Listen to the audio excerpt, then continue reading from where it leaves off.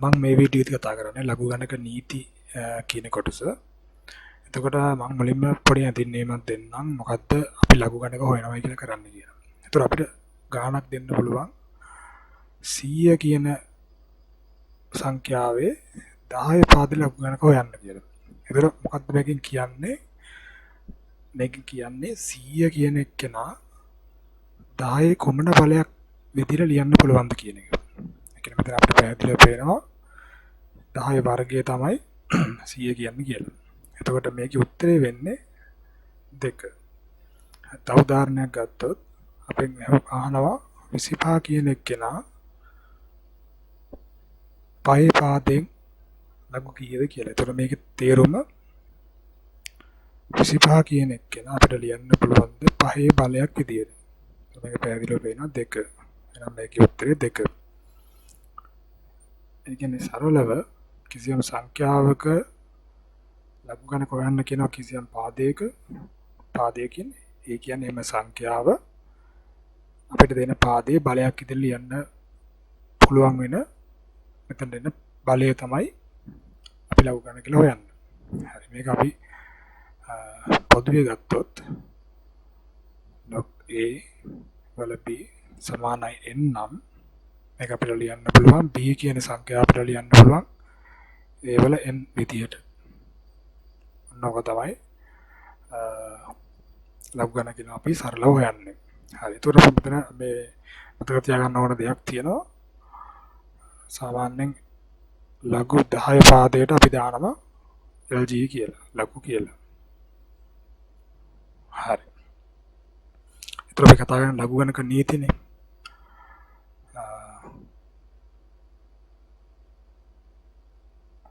නීති. ඒතකොට ලඝු ගණක නීති ප්‍රධාන වශයෙන් 3ක් තියෙනවා. ප්‍රධාන වශයෙන් 3ක් තියෙනවා අපිට මේක හිත මේක කරලා එක ප්‍රකාශන යොක්පන්න කරන්න පුළුවන්. මේ ප්‍රධාන වශයෙන් නීති තියෙන 3යි. පළවෙනි එක කිසියම් පාදයකට මොකක් හරි සංඛ්‍යා දෙක ගුණිතයක් තිබුණොත් අපිට ලියන්න පුළුවන් ඒ වගේ වෙන වෙනම එකතුවක් විදිහට. හරි. දෙවෙනි නීතිය ලඝු කිසියම් පාදයකට x බෙදීම y වගේ තිබුණොත් අපිට මේක ලියන්න පුළුවන් x ඍණ log ඒ පාදයට y විදියට. ඍණ විදියට ලියන්න පුළුවන් බෙදීමක් තියෙනවා. ඊට පස්සේ තුන්වෙනි එක log ඒ පාදයට x කිසියම් බලයක් තිබුණොත් අපිට පුළුවන් මේ බලය ඉස්සරහට අරන් ලියන්න. එතකොට log a x ආකාරයෙන්. ඒතර මේ නීති තුන තමයි ප්‍රධාන වශයෙන් ලඝු ගණකවල තියෙන්නේ. ඒතර මේ තුන හොඳට මතක තියාගන්න, හොඳට පාඩම් කරගන්න. අනිත් එක තමයි දැන් අපි සාමාන්‍යයෙන් පුරුදු වෙනවා වැඩි කිරීමක් තියනවා ඒක එකතු කිරීමක් තියලා ලියන්න පුළුවන් කියලා. ඒතර මේකේ අනිත් පැත්තත් හරි. ඒ කියන්නේ එකතු කිරීමක් තියනවා නම් ඔය සමාන නැතිනේ. ඒතර එකතු කිරීමක් තියනවා නම් අපිට වැඩි කිරීමක් විදිහට ලියන්න පුළුවන්. ඒ වගේම අඩු කිරීමක් තියනවා නම් ඒක බෙදීමක් විදිහට ලියන්න පුළුවන්. මේ ආකාරයකින් තියනවා මේ ආකාරයකින් ලියන්නත් පුළුවන්. හරි. දැන් අපි උදාහරණ කීපයක් බලමු.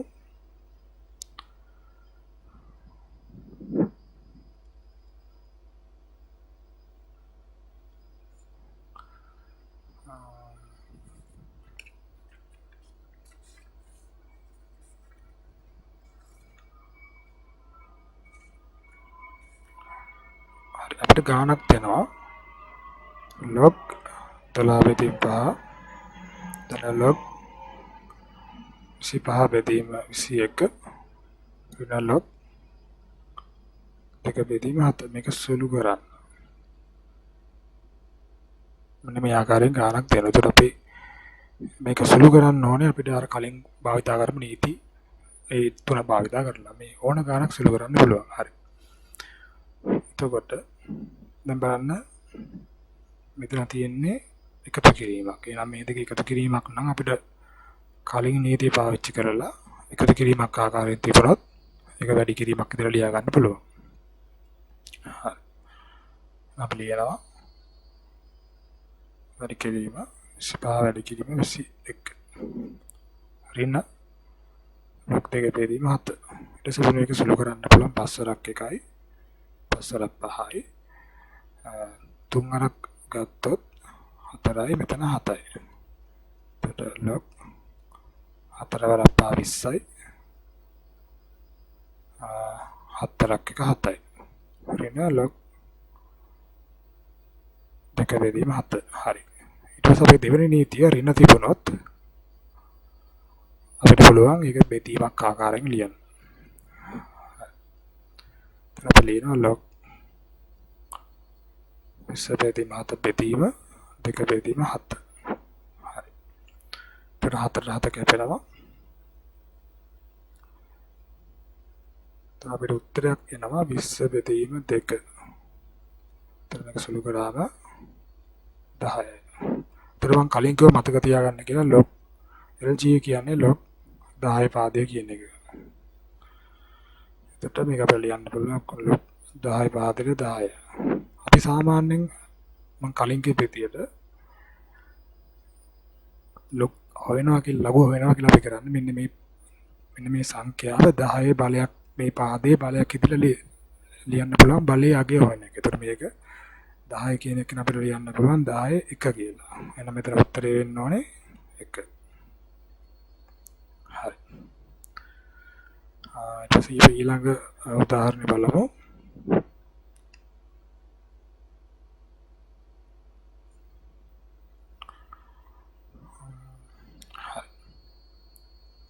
භාගයයි log 9 ධන log 2 සමානයි 2 LG 3 LG කැල්සියම් 5. හරි.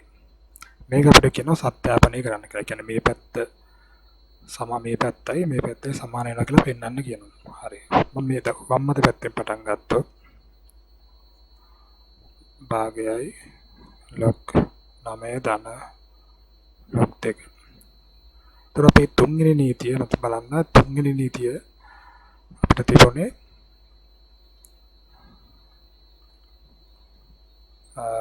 බලන්න මොකක් හරි වැඩි කිරීම log අගේ දිනන අපිට ඒක වර්ගයක් ඉදිරියට ඒකට දාන්න පුළුවන්. බලයක් ඉදිරියට දාන්න පුළුවන්. හරි. අන්නේ නීතිය පාවිච්චි කරනවා මෙතන. එහෙනම් මෙන්න මේ භාගය කියන එක මම බලයක් ඉදිරියට ඒකට දානවා. 2. හරි. එතකොට මේ භාගය කියන්නේ වර්ගමූලයනේ. එතකොට 9 වර්ගමූලය කියන්නේ 3යි. 2. හරි. ඊට පස්සේ පළවෙනි නීතිය එකතු කිරීමක් තියෙනවා. අපිට වැඩි කිරීමක් විතර ලියන්න පුළුවන්. වැඩි කිරීම 2.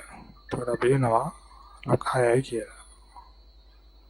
හරි. ඊට පස්සේ අපි දකුණු අත පැත්ත සුළු කරමු. දකුණු අත පැත්ත තියෙනවා 2යි log 3 ඍණ log 1.5 කියලා. හරි. එතන මෙන්නම් තුන්වෙනි නීතිය මේක බලයක් ඉදිරියට අතට දාන්න පුළුවන්. අපිට මේ 1.5 කියන එක 3 බෙදීම 2 කියලා ලියන්න පුළුවන් නේ. හරි. ඊට පස්සේ අපේ දෙවෙනි නීතිය ඍණ තියෙනවා නම් ඒක වැඩි කිරීමක් ඉදිරියට ලියන්න පුළුවන්. බෙදීමක් ඉදිරියට ලියන්න පුළුවන්. මේ 3 වර්ගයේ බෙදීම 3 බෙදීම 2. මේක සුළු කරොත් ඇතුලේ 3ට 1 3ක් කැපෙනවා. 3 වැඩි කිරීම 2 මේක උඩට යනවා. ඒතර උත්තරය අපිට එනවා log 6යි කියලා. ඒතර අපිට පේනවා වම් අත පැත්ත සහ දකුණු අත පැත්ත සමාන වෙනවා. ඒක නිසා මේක සත්‍යාපනය කරන්න පුළුවන් මේ විදිහට. හරි. ඊට පස්සේ බලමු ඊළඟ උදාහරණය.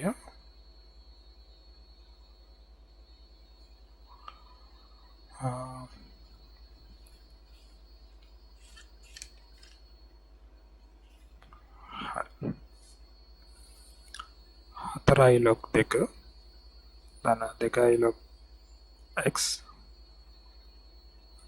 log 5 සමානයි log 15 ධන log 12. හරි. මේක අපිට කියනවා x කියන එක්කෙනා උත්තරයක් ගන්න කියලා. හරි. අපි සාමාන්‍යයෙන් මේ වගේ ගණනක් දුන්නාම x කියන එක්කෙනා එක පැත්තක තනි කරගෙන අනිත් සියලුම ඒවා අනිත් පැත්තට දානවා. අපි එහෙම කරමු. log x සමානයි log 15 ධන log 12 මේක මේ පැත්තට ගෙනිච්චම ඍණ 4යි log 2. මේක මේ පැත්තට ගෙනිච්චම ඍණ log 5. හරි. අපි තුන්වෙනි නීතිය මේක බලයක් මෙහෙම අංකයක් එළිය තියෙනවා අපිට ඒක වර්ගයක් කරලා එතකොට මේ බලයක් විදිහට එතකොට දාන්න පුළුවන්. එතකොට කිම කරොත් x වර්ගය සමාන වෙනවා. අපි ඒක මුලින්ම කරලා ඉමු. 15 දාන log 12 ඍණ log 2 4වෙනි බලය ඍණ log 5. හරි. එතකොට log x වර්ගය සමාන වෙනවා. බලන්න මෙතන වැඩි කිරීමක් තියෙනවා එකතු කිරීමක් තියෙනවා අපිට වැඩි කිරීමක් ආකාරයෙන් ලියන්න පුළුවන් මේ ඍණ තියෙන හැම එකක්ම වැඩිමනේ මෙතන log x වර්ගය තියෙනවා මෙතන එකතු කිරීමක් තියෙන හැම එකක්ම වැඩි කිරීමක් විදියට ඍණ අඩු කිරීමක් විදියට තියෙනවා බෙදීමක් විදියට ලියන්න පුළුවන් මම ඒ විදියට ලියන්නම් 15 වැඩි කිරීම 12 බෙදීම 2 4 වෙනි බලය වැඩි කිරීම 5 ඍණ තියෙන්නේ හරි ඊට මේක සුළු කරොත් 2 4 බලය කියන්නේ 16 5ට පස්සරක් එක පස්සරක් 3යි 3යි 3 අරක් 12 කියන්නේ 36යි 2 4 බලය කියන්නේ 16යි log x වර්ගය හරි log x වර්ගය සමාන වෙනවා log මේක අපිට 4ෙන් බෙදන්න පුළුවන් ඒතර 4ෙන් බෙදුවොත් 9යි 16 4 බෙදුවොත් 4යි හරි මේ දෙපැත්තම ලොකු නිසා අපිට ලියන්න පුළුවන් මේ සංඛ්‍යා දෙක සමානයි. එතන x වර්ගය සමානයි 9 බෙදීම 4යි. එහෙනම් x සමාන වෙනවා 3 බෙදීම 2ට. හරි. එතකොට ඔන්න ඔය ප්‍රශ්න ආකාර තුන තමයි ප්‍රධාන වශයෙන් මේ අහන්න පුළුවන්. ඒතර අපිට මතක තියාගන්න තියෙන ලඝුවමන නීති තුන මේ තුන මේ ආකාරයේ එන සියලුම ගණන් මේ නීති තුන භාවිතා කරලා හදන්න පුළුවන්. හරි. එතකොට මේ වීඩියෝ එක මෙතනින් ඉවරයි.